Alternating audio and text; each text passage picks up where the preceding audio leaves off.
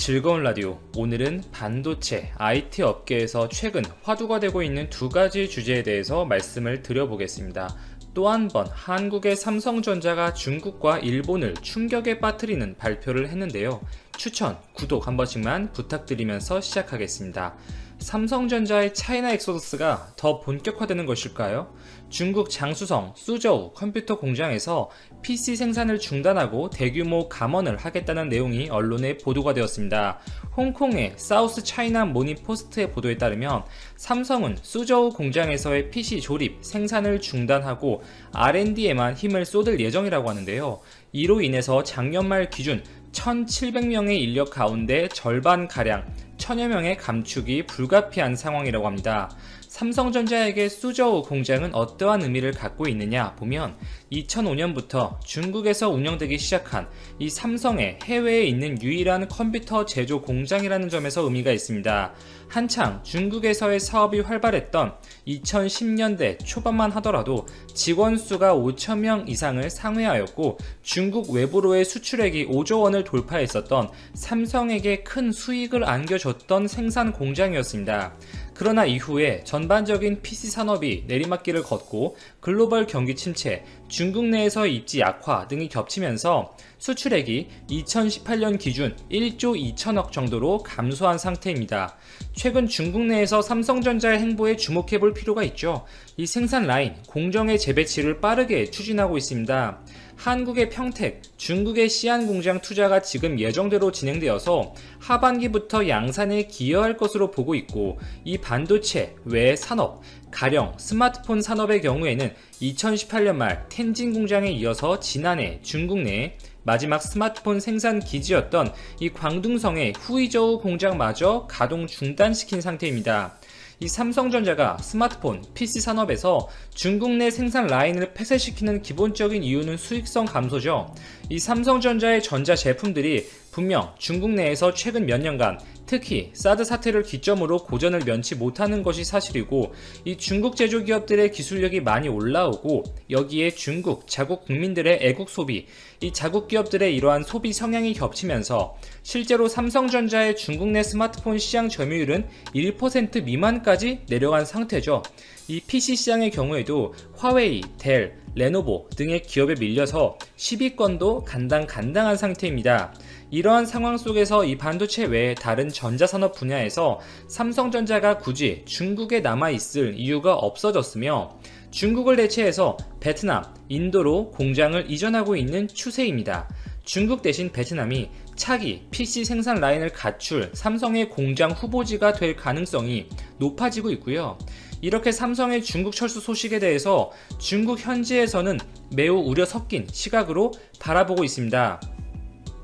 지역경제 초토화가 한 번 더 발생할 것 같다. 중국 언론들은 이와 같은 내용을 골자로 한 언론 기사들을 연이어 내보내고 있으며, 작년에 삼성전자가 후이저우 공장을 폐쇄시켰을 때 인근 업체들의 60% 이상이 사업을 철수했었고, 연관된 공장 100여 곳이 생산을 중단하는 등의 이 연관된 다른 중국 현지 기업들의 경제적인 타격이 어마어마했다는 것입니다. 이번에도 동일한 규모의 경제적인 충격이 발생할 것으로 현지에서는 이미 걱정을 하고 있고요.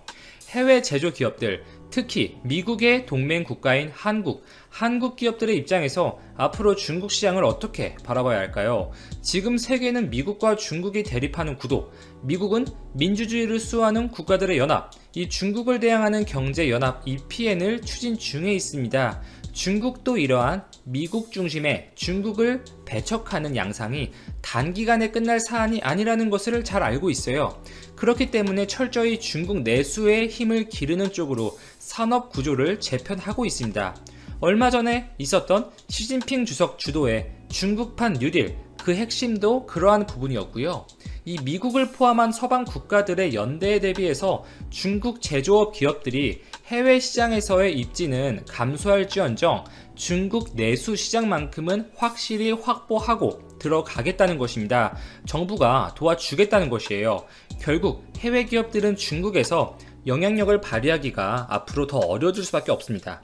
수익성도 낮아지고 있는데 앞으로 중국 정부는 중국 기업들을 더 밀어줄 수밖에 없는 상황이고 중국 내에서 인건비도 계속 올라가고 있고 결국 해외 기업들이 중국의 생산 라인을 남겨둘 이유가 없어지고 있다는 것입니다. 그리고 대부분의 선진국가가 만약 미국의 편에 가담을 하게 되고 중국에 정말 고립되는 구도가 나온다면 과연 이러한 많은 제조 기업들 입장에서 이 중국이라는 고립된 국가에서의 사업, 매출이 과연 어떠한 의미가 있겠습니까? 이 중국 사업 축소가 당연한 그림인 것이죠. 오히려 향후 미국 중심의 경제연합에서 세계의 공장 역할을 할 것은 중국이 아니라 인도 시장이에요. 인도 시장을 선점하기 위한 노력이 오히려 필요한 상황이라는 것입니다. 인도 내에서 이 중국에 대한 반중 감정이 격화된 지금이 인도 시장에서 한국 기업들의 영향력을 강화시킬 적기라고 볼 수가 있습니다. 그러한 부분에서 오히려 한국이 미국 주도의 연합 EPN에 일찍 참여해서 인도 시장을 선점하는 것이 바람직하지 않는가 라고 몇몇 전문가들이 이야기를 하는 이유가 되는 것이죠. 자, 다음 소식으로 넘어가 보겠습니다. 지난 30일 삼성전자의 2분기 컨퍼런스 콜이 있었죠. 당시 삼성은 실적 발표와 동시에 몇 가지 쟁점에 대한 답변을 했는데요.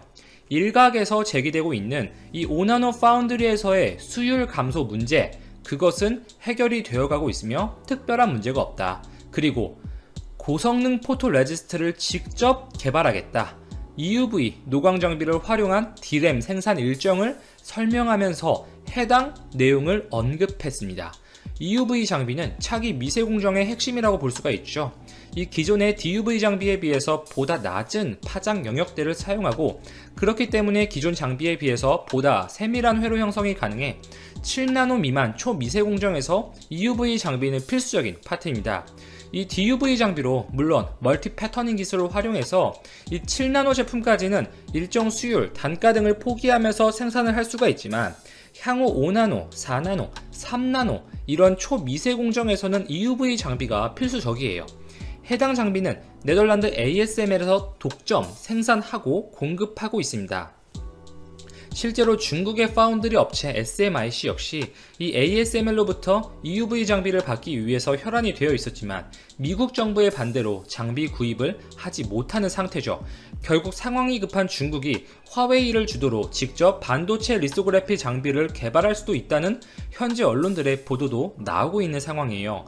이 EUV 장비를 활용한 노광 공정, 거기에 이용되는 포토레지스트는 사실상 전량 일본에서 들여오고 있었죠. 이 시네츠와 JSR, TOK 등의 일본 기업들에 대한 의존도가 매우 높았어요.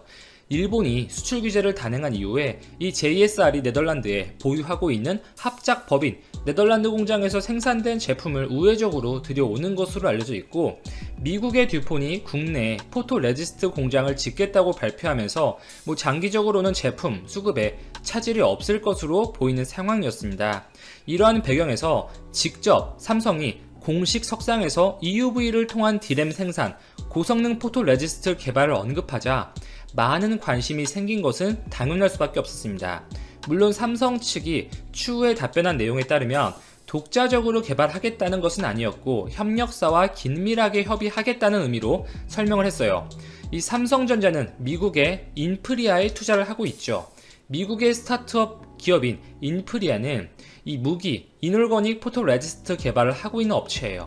일본 기업들이 사용하는 유기 포토레지스트에 비해서 보다 그 성능이 뛰어날 것으로 많은 연구 결과들이 나오고 있습니다.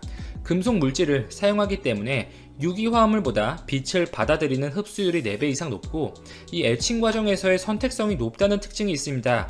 기존의 올거닉 PR의 단점으로 꼽히는 회로 선폭의 불균일성이나 에칭 과정에서의 선택성이 낮은 문제를 개선시킬 수 있을 것으로 보고 있어요. 실제로 인프리아의 경우에 스타트업 업체이고 본인들의 사업, 제품을 적극적으로 알리는 시기인 만큼 적극적으로 학회 발표, 논문 등을 내놓고 있는데 이러한 과정을 통해서 본인들의 장점, 우수한 기술력을 어필하고 있습니다. 이렇게 포텐셜이 충분한 인프리아의 지분을 갖고 있는 것이 삼성전자죠.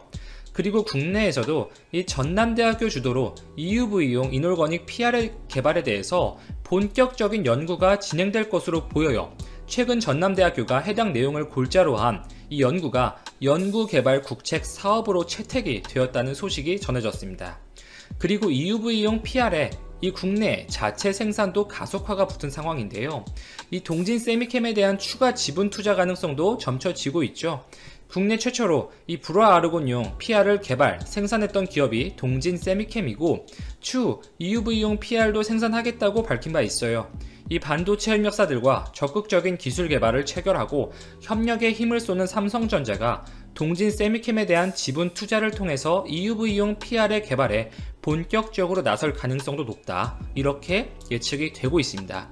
물론 삼성이 정확한 청사진, 로드맵을 밝힌 것은 아니지만 공식 석상에서 직접 고성능 PR의 개발에 착수하겠다는 것은 어쨌든 의미를 부여할 수가 있는 부분일 것이고 향후 일본에 대한 의존도를 줄여나가겠다는 삼성전자의 근본적인 방침에는 큰 변화가 없는 것으로 보입니다.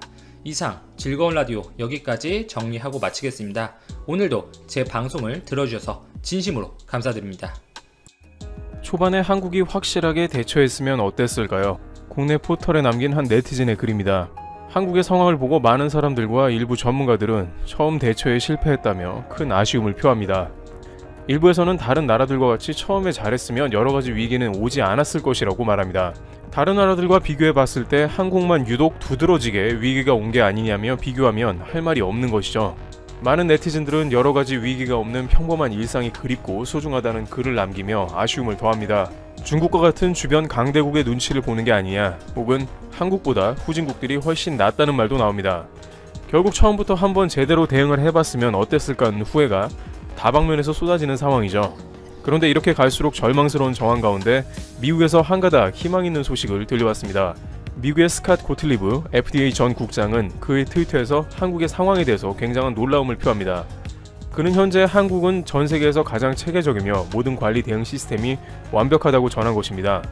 믿을 수 없을 정도로 대단하며 분류도 명확하며 세세하게 정리가 잘 되어 있다고 극찬을 했습니다. 현 시점에서 다른 어느 나라와 비교해도 한국 당국은 전 세계에서 가장 빠른 대응 체계를 갖췄다는 것입니다. 그러면서 비교한 것이 미국과 일본인데 이들은 사실상 아무것도 하지 않는 수준이라고 지적합니다. 한 미국 네티즌은 미국은 한국에 비해서 장난치는 수준이라며 한국은 어떻게 저렇게 하는가라며 혀를 내두릅니다. 중국 등에서는 여러가지 많은 자료들이 조작의 의혹을 받으며 국제사회의 불신을 더하기도 했습니다. 호사카 유지 교수는 일본은 한술 더 뜬다는 취지의 발언을 했습니다. 그는 일본에서는 한국처럼 절대 하지를 못하고 일을 안 한다는 것입니다. 할 수 있음에도 안 한다는 정황도 나와서 일본인들조차 트위터에 황당하다고 글을 남깁니다. 일본 언론은 하루가 멀다 하고 한국 상황이 심각하다고 하는데 정작 일본이 훨씬 심각할 수 있음을 시사하는 것입니다. 이러한 맥락에 따르면 일본이 현재 문제를 덮어버리고 있고 한국은 다 들춰내 들쑤시는 정반대의 형국인 것입니다. 따라서 한국은 문제가 도드라져 보이게 되는 것이고 일본 등은 관리가 나름 잘 되는 것으로 판단되는 것입니다. 또한 일본은 현재 도쿄올림픽 관련하여 국제적인 이목이 집중된 상황에서 오히려 여러가지 업무를 미루는 것이 자국에 큰 문제가 없다는 것으로 어필할 수 있어 날씨가 더워지기를 기다리는 게 아니냐는 의혹도 제기됩니다. 그러다가 문제가 잠잠해지면 도쿄올림픽에 대한 프로모션을 진행해야 하므로 마음이 급한 것입니다. 올해 외국인 관광 4천만 명 모객이 목표인 일본 당국은 일부러 여러가지 문제를 뒤로 밀어놓는지도 모릅니다. 일본 입장이 완전히 이해가 안 가는 것까지는 아닙니다만 이러한 태도가 결국 화를 일으킬 수 있다고 하는데요. FDA의 스캇 전 국장은 이런 식이면 일본이나 미국은 나중에 문제가 될 것이라는 취지의 발언을 이어왔습니다. 그러면서 한국처럼 전 세계에서 가장 정직하고 투명하게 대응해야 할 것이라고 덧붙이고 있습니다. FDA의 단연간 경험을 통해서 여러 위기 상황을 투명하게 통제하지 않으면 추후에 문제가 커짐을 시사하는 것이죠.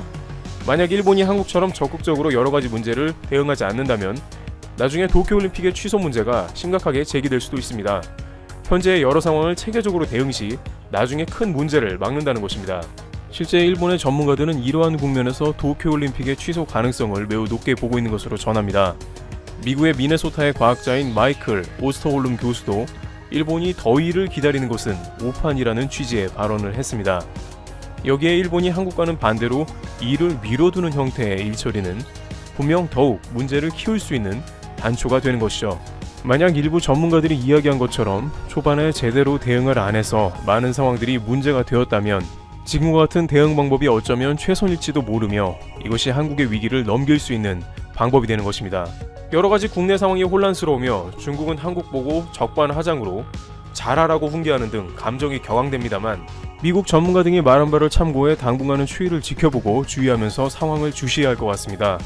일부에서는 현재 중국과 같은 흐름으로 본다면 3월 초 전후로 한국은 여러 가지 안정적인 국면에 들어간다는 조심스러운 의견도 나옵니다. 미국 주식도 일제히 폭락하고 세계적인 불안이 가중되고 있는 가운데 앞으로 한국이 어떤 방향으로 나아가게 될지 세계적인 관심이 집중되고 있는 상황입니다.